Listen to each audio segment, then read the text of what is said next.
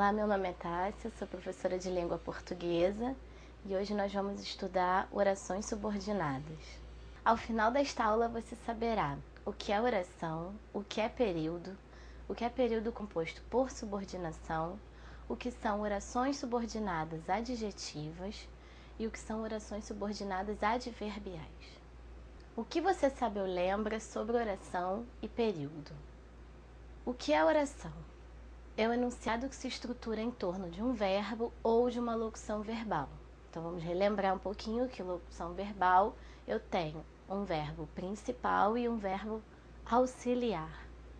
Então eu tenho aí como exemplo: a população precisa de saneamento básico. Eu tenho o verbo precisa, então logo eu tenho uma oração. O número de verbos será igual ao número de orações. Então, se eu tenho um verbo, uma oração, dois verbos, duas orações, três verbos, três orações. Outro exemplo, queremos que a justiça impere. Queremos é o nosso primeiro verbo, impere é o nosso segundo verbo. Então, se eu tenho dois verbos nessa frase, eu vou ter duas orações. E o que é período? É a frase constituída por uma ou mais orações.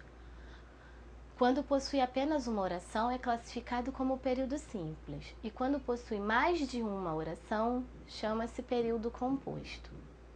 Então, quando eu tenho uma oração apenas, um verbo, eu vou ter um período, que é chamado período simples. Quando eu tenho mais de um verbo, então eu tenho mais de uma oração, eu vou ter um período composto. E esse período composto pode ser por coordenação ou por subordinação. O por coordenação nós já vimos na nossa aula anterior.